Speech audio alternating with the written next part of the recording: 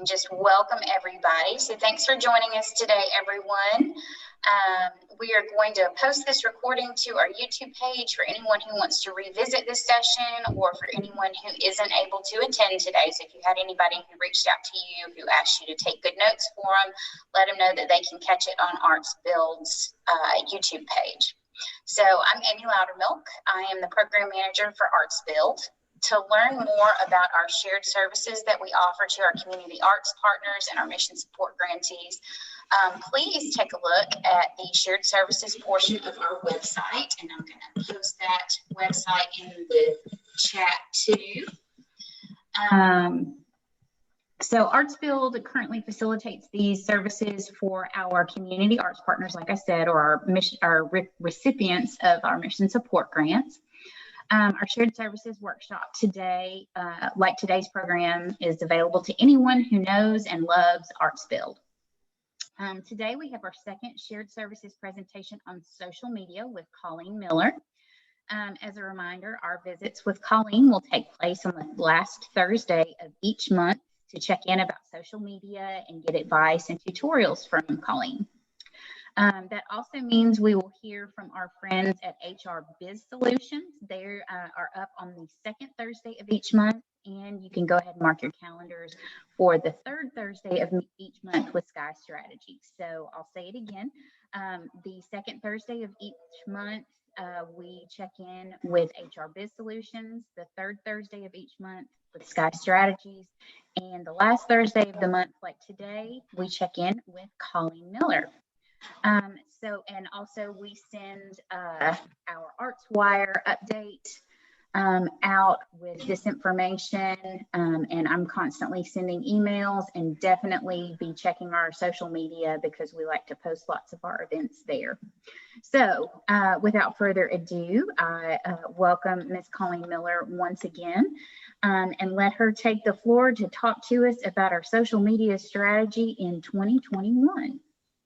Well, thank you, Amy. Good morning, everyone. So I know we're almost a full month into 2021, but we're still in January. So Happy New Year and welcome to my January webinar. If you didn't have the chance to attend my webinar last month in December, you can be sure to check that out on Arts Build's YouTube page. I'm going to put the link right here to it in the chat in case you want to copy it and share it around. We talked all about the lessons we've learned from 2020 that you and your business or organization should think about with regard to your digital and online presence. There were a lot of lessons from 2020, and we put it all into one sort of short hour, not all of it, obviously. But yeah, check that out. So if you haven't met me yet, my name is Colleen Miller, just like Amy just said.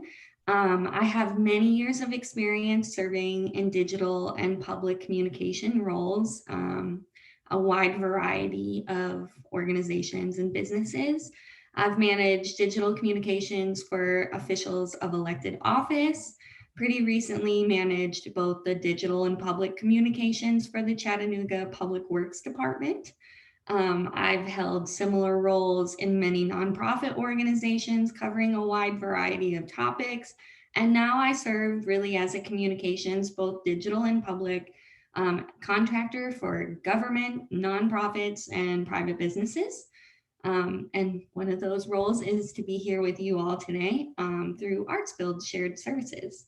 So I'm really happy to be here with you today. And every month this year, I'm happy to facilitate these webinars where we're going to discuss topics relating to your organization or business digital presence. That includes social media, email marketing, website design, and other topics based on your feedback and interests. So that's something I'd like to say at the top of this. If you have particular interests, we can talk about them in the questions section at the end. But also feel free to shoot, Amy, any topics that you would really like to hear from with regard to digital communications and marketing. And I'll be sure to work that in. We've got 12 months, well, 11 after this one, but we've got some time to, put some stuff together that you guys are really interested in.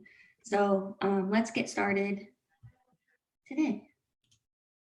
So Today's conversation is about hitting refresh on your digital presence. It's 2021, it's a new year. We're still in this pandemic, and digital communications mean a lot. So maintaining an effective online presence is essential, especially now as part of a modern marketing approach. And from our previous, lessons from 2020 and the disruptions to face-to-face business, we know really how critical effective online presence is.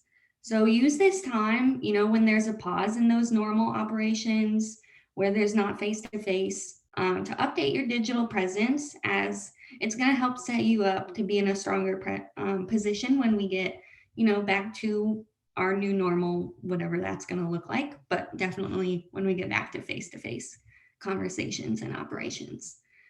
In this month's webinar, we're going to take stock of the different marketing tactics your organization is currently using and all the platforms that your business owns and manages, for example, your website, social media accounts, and email marketing channels, and ask some key questions to get you started in refreshing your online presence for 2021.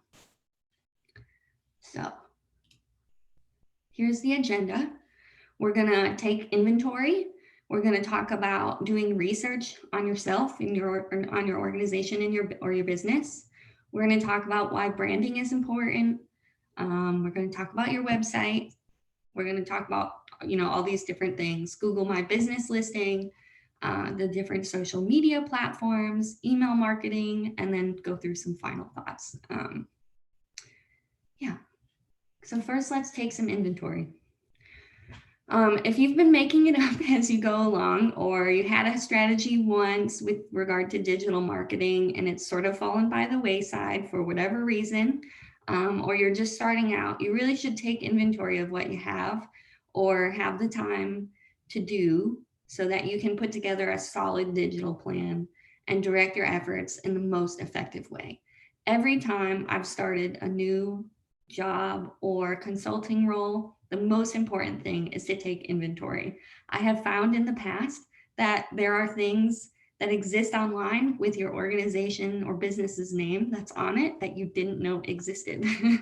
I've found like random Pinterest accounts and things like that. So it's important to do a little bit of a deep dive and take inventory of what you have that exists. So that's, like I just mentioned, all the platforms your business owns or manages. So your website, the different social media accounts. If you have an email marketing channel like MailChimp or Constant Contact, or how you're doing sort of like email marketing. And one that's almost always forgotten is your Google My Business listing, and those business review sites like Yelp. People can, if you have an address, people can kind of just like post reviews. And so, on Facebook, there's the opportunity for anyone really to make a page with the name on it, even if it's not yours or you haven't claimed it, or it's not really recognized as the real thing. They all exist. So take inventory of everything. You might even be on Yelp for some reason. So it's just important to look around. And then, take inventory of the different marketing tactics you're using. So are you already doing paid advertising on social media? Are you posting regularly to your social media? Are you actually using that email marketing service like MailChimp to email monthly newsletters? Have you claimed your Google My Business account? We're going to go into each of these next. So next is to do your research on those pieces that you have, those different channels, those different platforms. You should do this to find out how you're doing, and if you can do it better. So the one way you should do that is metrics. It's something I argue that everyone should be doing on a monthly basis. When I'm managing a social media account for whoever, the only way to really tell if you're doing good or you're climbing in that reach every month is to look at the metrics. And Facebook and Instagram, and if you're using an actual email marketing piece of software, they help you with that. So take advantage of it and make the time every month to do it. When you took inventory, did you figure out that you have too many things? So is it clear you're trying to do too much? Do you have a Twitter, a Pinterest, an Instagram, a Facebook? And are they all sort of suffering because there's just far too many? Metrics can help you determine if there are some that are working better than others, and really just, taking stock and figuring out if you've got too many is an important thing. And, check for updates. Is information on your website out of date? And is that correlating information on your Facebook page also out of date? Are links broken? Is it still representative of you and your business and your organization? These are all questions that you should ask. So next we're going to talk about branding. And on this slide, you'll see that, and if you attended my first webinar, and if you sit through the rest of this one, you'll see that I've created my own brand for this webinar series. Those are the colors that I use. That's the two fonts that I use. And every time you hear me talk about the series as a whole, I use some form or fashion of this about statement. So this is this brand for this, and it's clear and concise and creates sort of a consistency that you need. So, excuse me, I'm just gonna take a sip of water. If you're looking to start or refresh having a brand like this, a color palette, preferred fonts, a logo, an about statement, and if it's appropriate, a mission, vision, value statement, having those chosen, agreed upon by you and your staff, it will make all of what we talk about so much easier. There's online design tools like Canva, which is what I've used to build this presentation. It's how you're watching this right now. While I have the paid version, the free version is fantastic. You can load, you can have it only let you use your fonts and your specific colors, and it's really an amazing product. I'm sure if anyone has, dived into making graphics, you've heard of Canva, but if you haven't, it's a great tool. It's super friendly to use. I really love it. I teach everyone about it and how to use it. Yeah, I can't talk enough about Canva because I've used it ever since it became a thing. It's great now also for videos and social media squares. It tells you all the sizes you need to use. It's perfect and usually free. So let's dive into some of the more common tactics and the platforms that businesses and organizations like yourselves have and use. So the first one I want to talk about is your website. Your website is the anchor of your online presence. If you don't have a website, it's perfect time to get one, and you should get one. And there's plenty of options for every budget, and you'll see really great results if you take the time to make a plan for a website, and make sure that it moves the way that you would want to move through a website. And if it's daunting, you can build it yourself. There's plenty of tutorials and platforms that make it really user-friendly to do so. But you should also probably think about hiring, a designer to do it.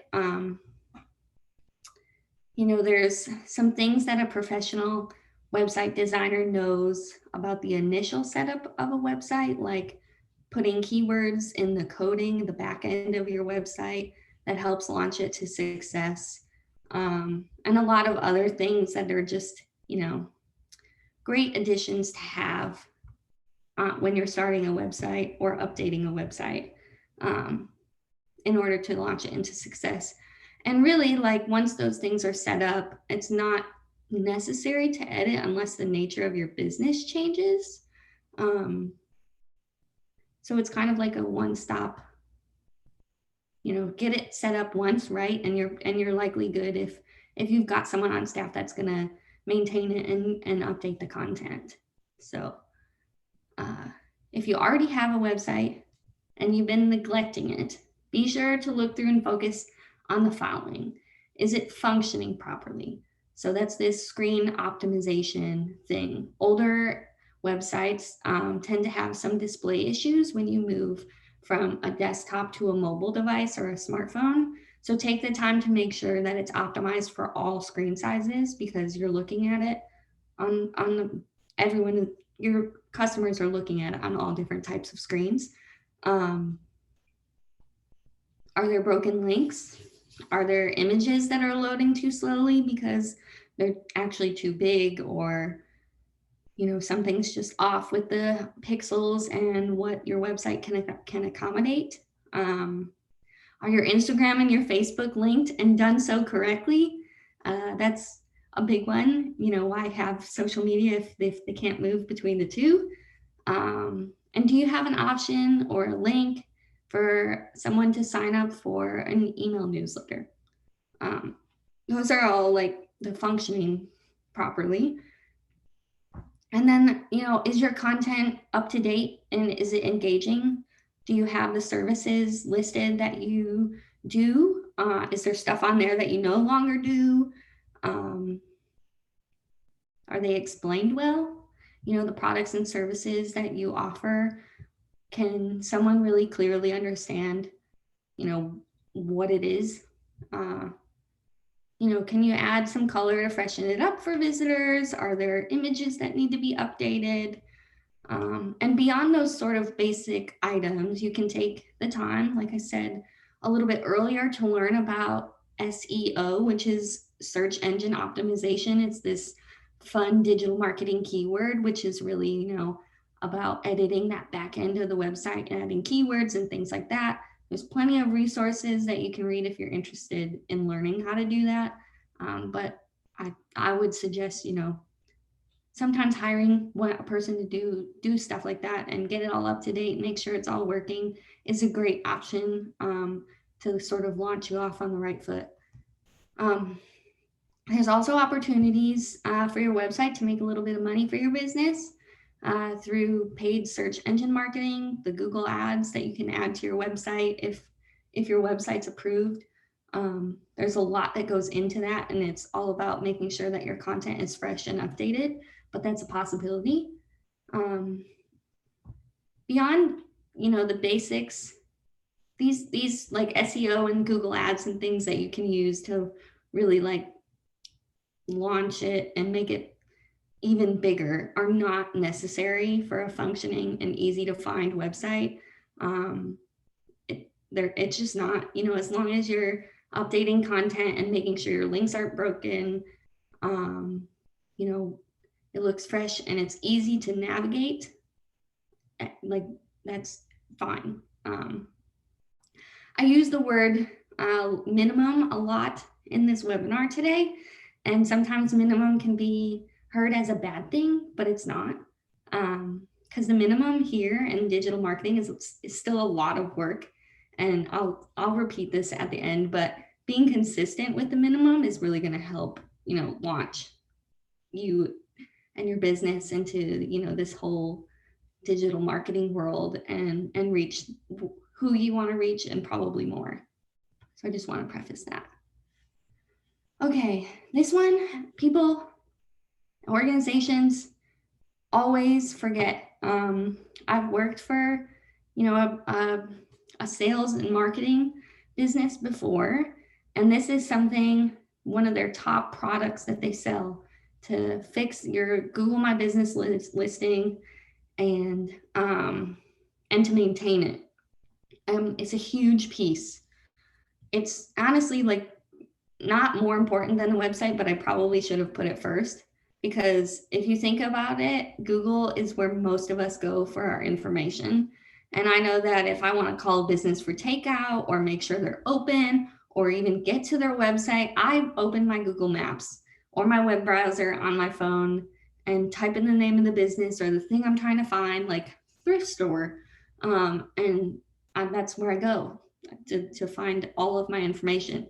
So I feel like most of you probably do something similar when you're looking for a business. And so we cannot forget about Google My Business listing. It's free and it can help your business and organization appear properly and how you want it to be presented on the searches in Google. Obviously, I think as we all know, the Google My Business listing allows people to read reviews, and it's a really powerful marketing tool that a lot of organizations and businesses forget. If you don't have a listing, you can get started by following this step-by-step guide. I'm going to put it in the chat.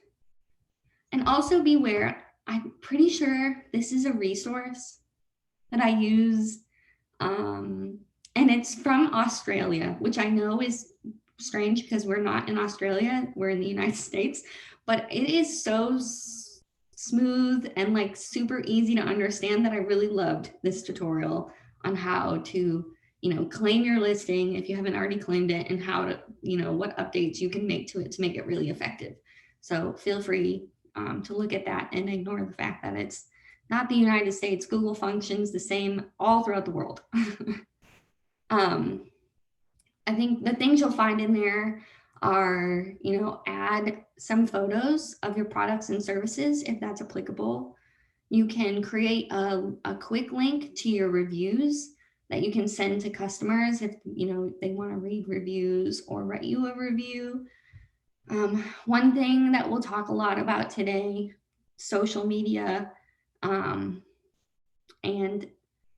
Google My Business, is to reply to reviews and comments, even the negative ones.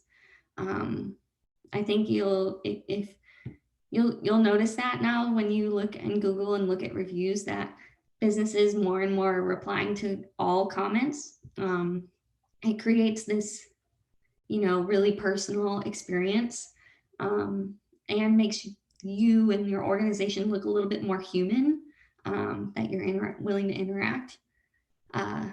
Also right now about Google My Business, if you have some updates that are COVID-19 related, they are prioritizing that. So if your business hours have changed, or something related to COVID has changed, they're prioritizing that right now.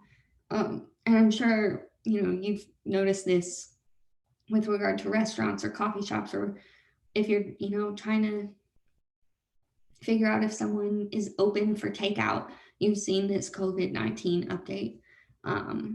So be sure to pay attention to that.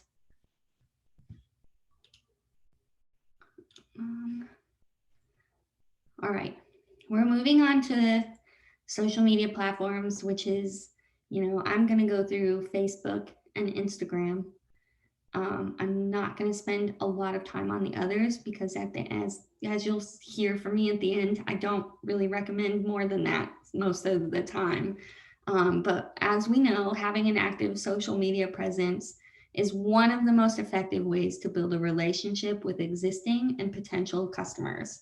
There's a lot of people using social media.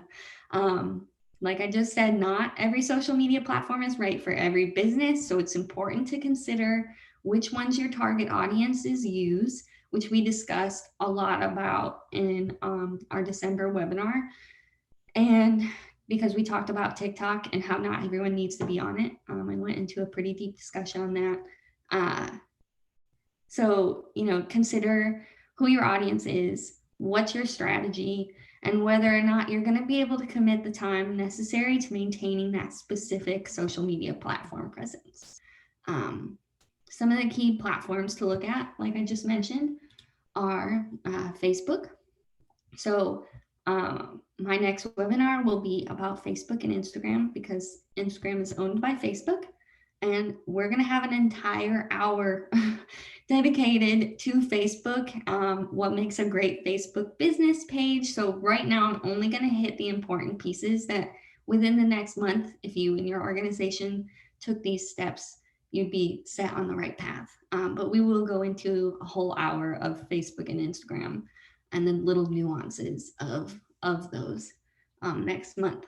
So Facebook is one of the best known and most popular social media platforms, despite, declining usage of our younger consumers that have love TikTok and Snapchat and things like that. But they still use Facebook. They still have Facebook because that's where they go to find out what they're doing tonight.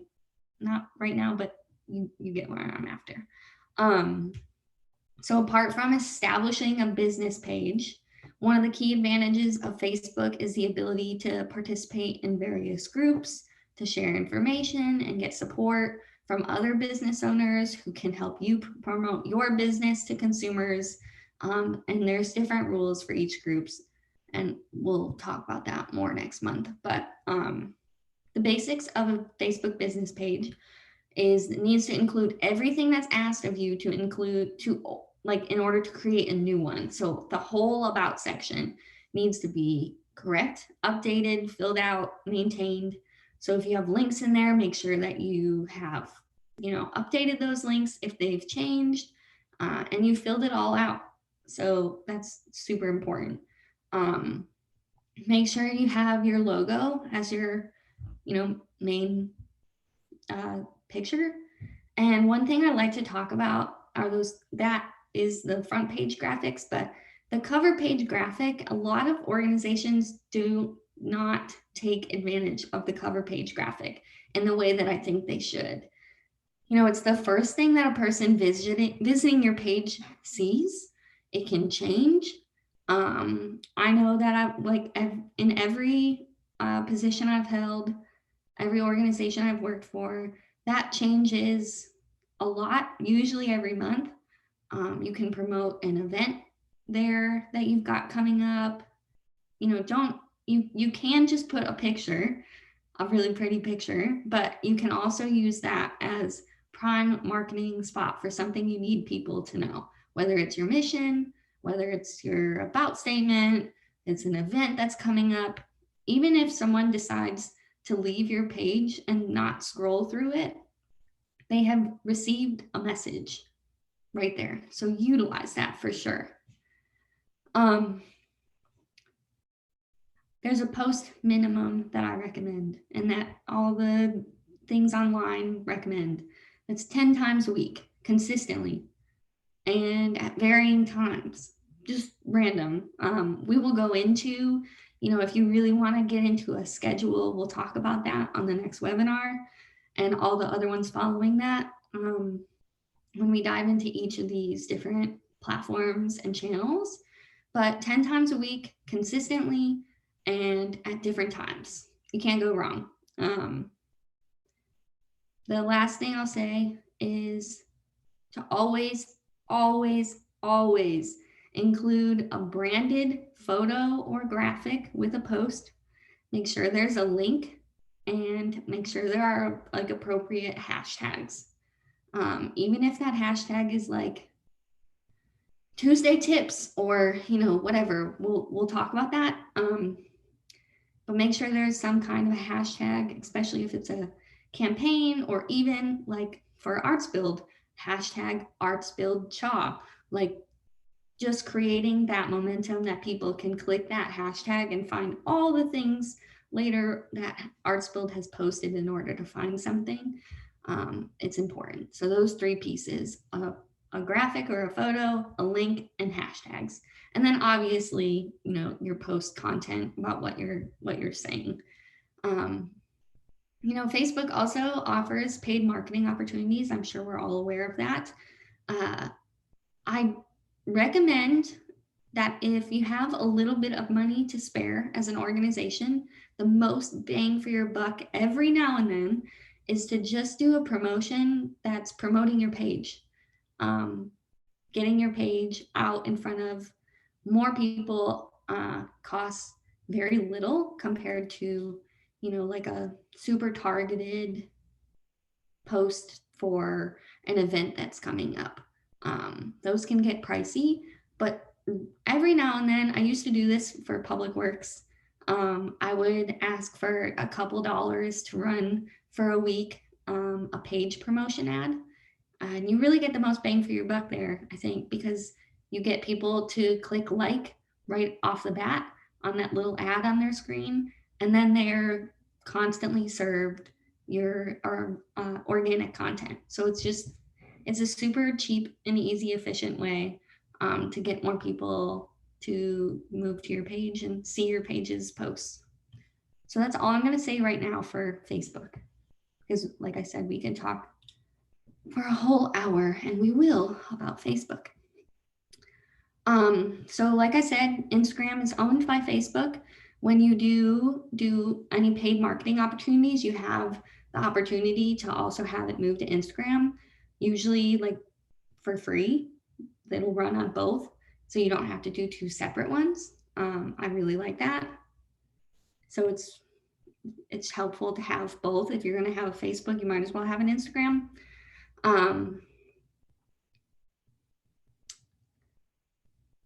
Obviously, be sure to complete the about sections when setting it up.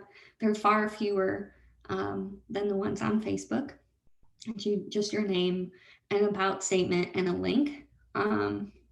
Be sure to put that link in the profile, because on Instagram, links are hard to use. So you have two opportunities to have clickable links on Instagram, and one is your profile, and the second is paid advertising. That's it. The posts, links don't work in posts, so it's just not an opportunity. So be sure to fill that section out for sure, even if it's just back to your website in the about section.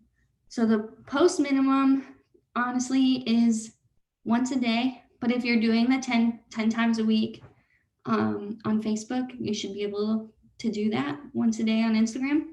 Again, mix it up. We'll talk about what, all the research that's been done by Hootsuite and all the, different businesses that, tailor to creating a social schedule.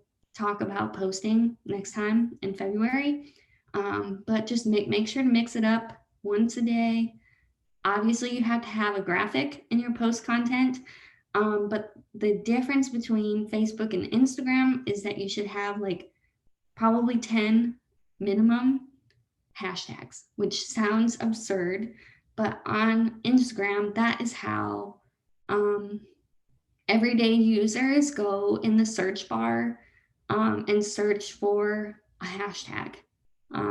So you want 10 minimum, and those are, we'll talk about this, but they can be like Chattanooga, Hamilton County, like pretty generic hashtags to get you, in that content feed for people. I didn't say this on the Facebook, I meant to, but it's true for everything. Instagram, Facebook, Google My Business, reply to comments, even if it's thank you. If someone says, this is so beautiful, or this is so great, I can't wait to go, like, thank you so much. Be sure to share with your friends, or, some message. It makes you and your organization feel human. And that is really, really important right now, especially right now when we're all stuck home and behind the computers. We want to have some sort of interaction, and that is the best way to acknowledge that they followed you and took the time to comment. I know that's really funny to say take the time to comment, because it's just, a few words and your thumbs moving on your smartphone, but, acknowledge them, make them feel like you are human and someone's behind that computer screen, and it's not just a robot pushing out content. And we talked about the paid advertising on Instagram. It's the only other way to make sure I'll get someone to be able to click a link on Instagram to go somewhere outside of Instagram. So be sure to use that and do them at the same time. Make sure that your ad on Facebook is also appropriate for Instagram. That's an option. They use different size graphics and things like that. So just, use that option every now and then to promote your profile and get those likes, so that people get served your organic content every now and then. All right. So some other platforms I don't recommend unless you have the time, like we talked about, to really devote to them. So LinkedIn is sort of like really specialized. It's an effective platform for businesses that operate in a business to business market. And YouTube, being that it's video, a video platform, that takes time. Videos take a lot of time to create. ArtsBuild is very smart in the way that they use YouTube, but they're also doing these webinars that are a recording of a video. And so it makes sense that ArtsBuild would put these on YouTube and have a YouTube page. So I don't recommend them unless there's a specific use for them. The others I also don't recommend are Twitter, Pinterest, Snapchat, and TikTok. Unless you want to post original content more than 5 times every single day, which is extremely time consuming, I wouldn't recommend it. It takes a lot to manage and grow a Twitter, a Pinterest, a Snapchat, and a TikTok. Those 5 posts every single day minimum, which really, like Twitter, you should be doing way more than that, because it's basically like a live conversation every hour on the hour. Your 10 Facebook posts a week will get you just as much, if not more, reach and new business, new customers, whatever it is that you're looking for, than a minimum of 5 Twitter posts. So it's about managing expectations and your time and what's going to really give you the most bang for your buck as far as like hours in the day put towards all of this digital marketing, especially on social media. I hope that makes sense. And I'm not, like keeping anyone from following their Twitter dreams or their TikTok dreams, but we're just being real. Okay, so next we're going to talk about email marketing. It is an absolute key thing for you and your organization or business in reaching potential customers. I think it's truly essential to building a really quality digital presence and marketing strategy. It doesn't take a lot, it takes putting a link or a sign up piece on your website, and honestly, it's a free social media post because all you have to do is say sign up for our monthly newsletter. I highly recommend using MailChimp. Constant Contact is fine. It works. I have clients that use it. I know how to use it, but I really love MailChimp. I think first of all, it's free unless you send an enormous amount of emails in any given month, or you become super popular and you have over 2,000 subscribers. But honestly, I've never had an organization that's like a local organization that has more than 2,000 subscribers. So it usually stays free for people. It's super easy to use. It's just like a drag and drop situation like Canva is in the design function. And you can't move through like the different way. You can't move through sending out an email like without making sure you haven't made a mistake. It's super, super user friendly. But let's talk about how to use it efficiently and effectively. So if you're going to do it, you got to use it monthly, at least. Saying that you have like a buy every 2 monthly newsletter is just kind of strange. So I think, all of you probably have enough content to make a monthly newsletter. A lot happens in a month, so make it monthly. If you need to make it more, fine, we should talk about that, and we will talk about that. Blasting your email list every single day, unless you are like a daily news source, doesn't make sense, and you'll get so many unsubscribes at that point. I really suggest monthly. I'll leave it there. Your email content should, again, be so similar to Facebook, Instagram, everything. Should include your logo, the same branded photo or graphics that they would see on your social media, so you can completely reuse stuff. It lets you like size and scale in the body of your email, so it's very helpful. And it also helps your customers or followers make that connection between your Facebook and your email blasts. You're consistent. You should have good links to your website. Your Facebook and your Instagram should always be connected.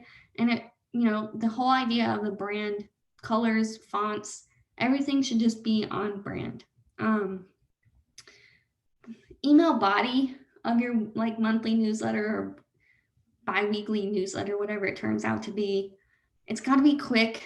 It's got to be easy to read, easy to understand. If you're linking back to an event, it should just be the graphic from that event. That's also should be on Facebook, a little tiny tidbit and the link to find more. Emails are like the place you want to read quick and then move to the place where you can read more if you're interested in reading more. So yeah, just quick, easy to read, easy to understand, and should always be linked back to something longer. You should to give your readers the option to read it or not. That way you don't lose the attention of those who don't want to read all of it. So if it's a blog post, you should take a snippet of the blog and have it linked back to the whole thing in case they want to read it. Okay. Cool. So we talked through a lot of these high level, what to do, how to clean stuff up for 2021, the different platforms and tactics and how to use them. So now is the time to start thinking about refreshing your organization and your business's digital inventory. And I know this is like huge letters, but everything should reflect your brand. The colors, the font, everything, the language you use, once it's created, it's going to save you so much time. As we talked about for this webinar series, I created the colors I wanted to use, which were really based off of Google and the colors they use. I picked my fonts, I picked, the different layouts for the different types of things I wanted to use. And it makes creating this so much faster because it's so easy to get distracted by all the pretty colors and all the different layouts. And you can waste so much time, because I've done it, on building something. If you had a brand and you had fonts, you just build it and it all looks the same. So you waste less time, you create consistency that people love. Like there's a reason we see that little check mark and we think Nike, right? We've been drilled into for years. Or the 3 like slashes that are Adidas, that's branding, and they've done it right because we all recognize it. So take the time to just put that work in upfront, creating your brand, your colors, your fonts, and then keep up with it. So, we talked, I've hit the hammer. I've hit the, yeah, I don't, the saying, it's horrible. Website, Google My Business, Facebook, Instagram, and some email marketing software. That's your base minimum for really effective digital marketing and getting in front of more people. Make sure it's monthly, make sure it's regular social media posts. Every now and then sprinkle some paid social media ads promoting your page, and make sure that your website is constantly updating, whether it's an update about an event, a blog post about how that event went a month later. All of that can be reused on social media, in your email marketing. So, just if you do these things, it's the minimum. And like I said, the minimum is still a ton of work. It's not a bad word. It will help launch your organization digitally if you do this minimum and you do it consistently. So the last thing I'll say before I take questions is to be patient. We got into this a little bit in the December webinar, switching around and letting go of one platform and taking up another because something isn't working. It will work. It will work if you are patient. And if you do it consistently. It will be slow because organic growth is slow. You can pay money, to make those numbers jump if you really want, but you will grow organically if you stay consistent and you stay patient and you do the minimum. It will work out. It takes time though. So I don't know if we're all very good at, being patient. I certainly am not, but I've learned a lot to be patient and be consistent. Yeah. So we covered a lot. Yes. And Colleen, I wanted to add just a couple comments, if you don't mind. Sure. Joy mentioned earlier in the conversation, I was just keeping tabs on the chat, that Joy mentioned something that I didn't know about, that Canva has a free nonprofit version that gives you access to more of the features. So definitely wanted to share that with our audience today. And then something that Artsfield, a little trick with Constant Contact. I will admit it is not my favorite platform to use, especially with mass emails. And so a trick that, because a lot of times if you do email straight through Constant Contact, spam boxes will catch it. And so something that we've discovered is we figured out how to send the email draft to build the email in Constant Contact and then send the email draft to one person in the organization, and then we could send that separately to our email list. So it's coming straight from our email that's recognized by many email boxes, as opposed to going straight to the spam folder. So just wanted to, that was just a fun thing that I remember from years ago, and I hadn't used Constant Contact, and then I came back to the nonprofit world where we're using it again, and I'd completely forgotten about that trick. So that's amazing. That's really smart. I use, Google Groups to create an email list, and that's probably how you've done it, to create that listserv that you then forward on to. But I love that you use Constant Contact first, because it really makes it easy to make your email pretty and you can really do that in just a regular Google email. The body is just what the body is. It's just text, and it's not formatted in a really lovely sort of way. So that's a great tip.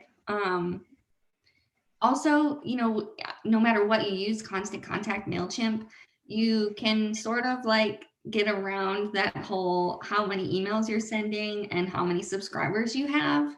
That if you get over that, you have to become a paid account. That keeps you from having to pay for an account too. So like, really great. That's really, you learn something every single day. That's an amazing tidbit. I'm gonna pass that on to my current boss, because we send so many emails, and she hates that they look terrible because we send them in just a Google email. So, well, that's why we're having conversations like this. So sorry, I didn't mean to distract. I know I sent you a few questions that are about 3 questions I picked up from the chat, and then we just had another one come in. So I'll let you address those. All right. So I've got a question from Charlie. How important is it to update the look of your website? Super important.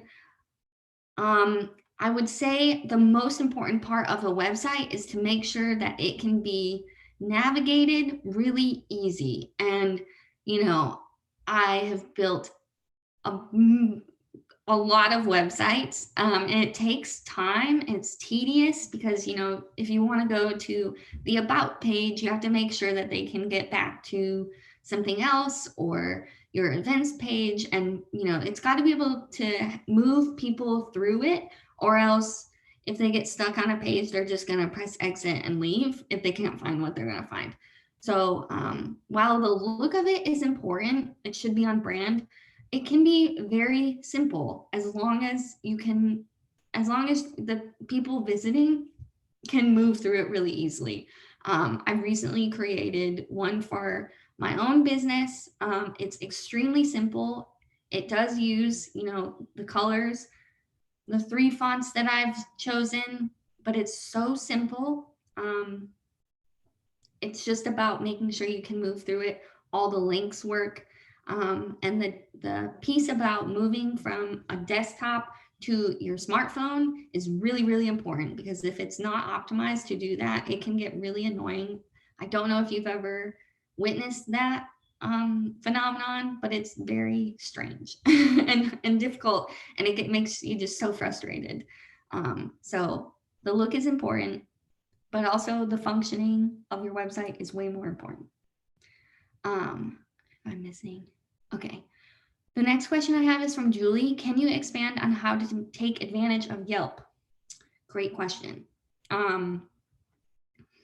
First of all, if you haven't claimed your listing, you should claim it. It works very similar to Google My Business listings as far as claiming them, because even the free version of Yelp for businesses allows you to reply to comments as the business, change the hours and such, edit the links.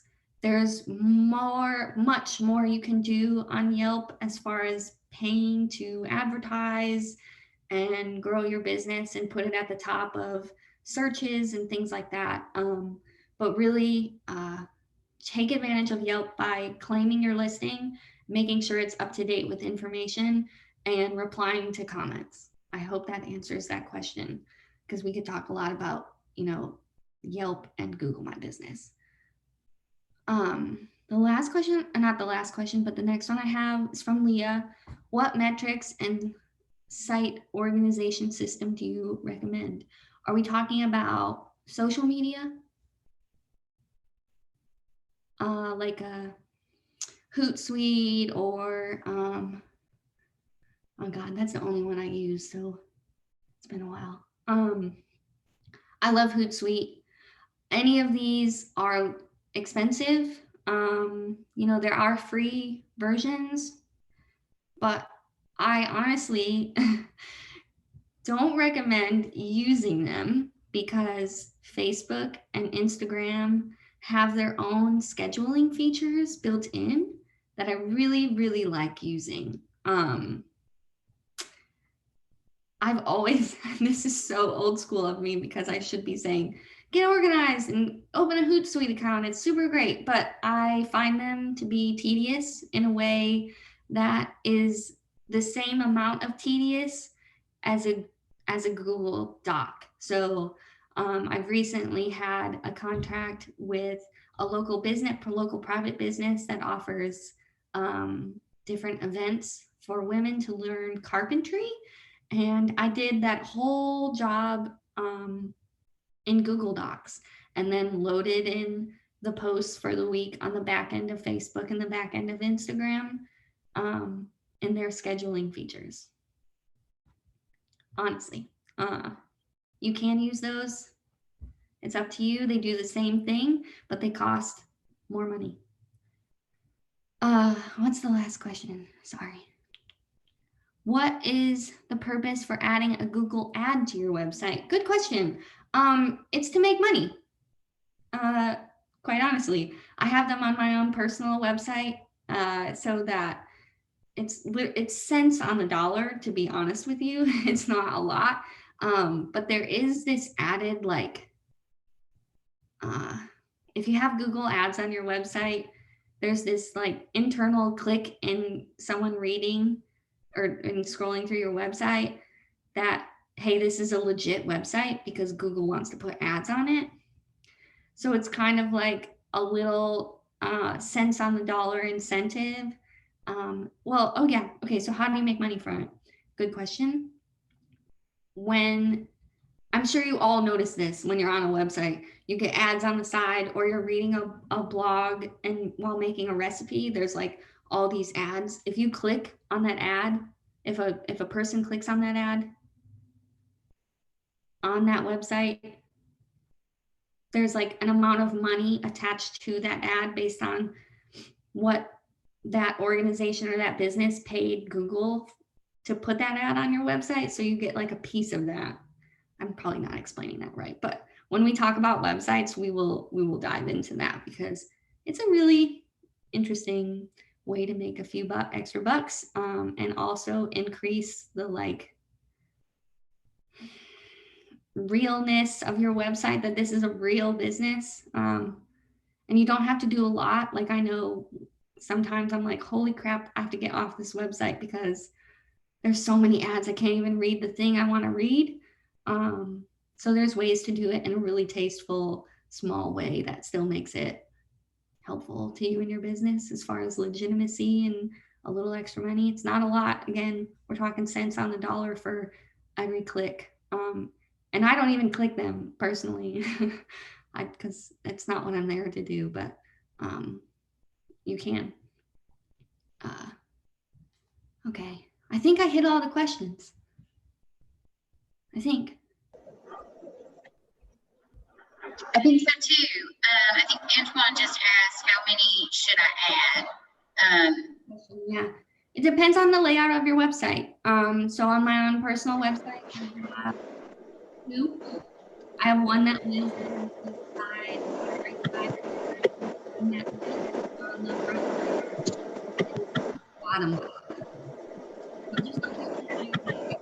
You know, I don't lay out your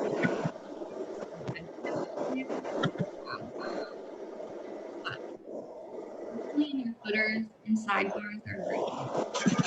Like I said, I only have two. I don't plan on making millions from it. It's just there to create a little bit of legitimacy. And that's cents on the dollar again.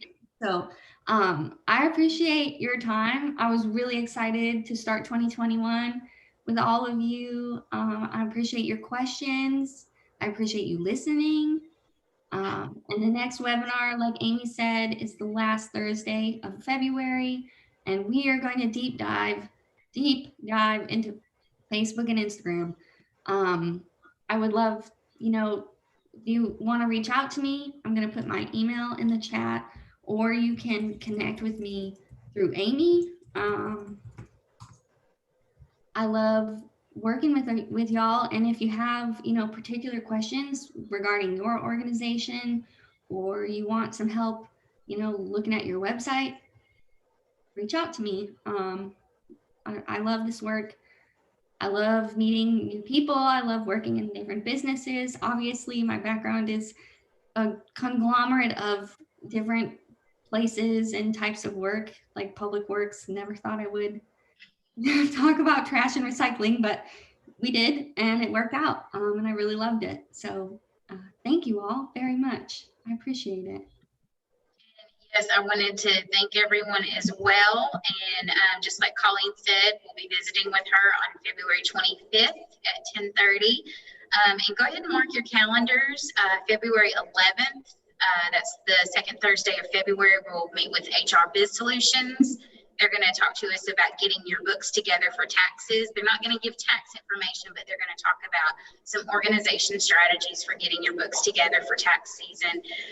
And then we'll meet with Sky Strategies on February 18th. I know a lot of you are concerned about recovery from COVID-19, so we're going to try to pepper that information in where we can and where it's possible.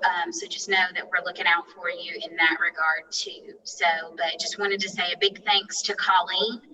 And with that, you've got her email address. Mine is simply Amy, AMY, @artsbuild.com. So feel free to reach out to me with any questions or scheduling. And as always, we're recording, so this is going to go right up on our YouTube page here momentarily as soon as we're done loading. So thank you all for joining us. We've loved having you. And thank you, Colleen, for a very extensive presentation. A lot of really useful information. So everybody have a great rest of the week and weekend, and hopefully, and we've got another event coming up on tomorrow. Yeah, tomorrow's Friday. Yeah, thank goodness.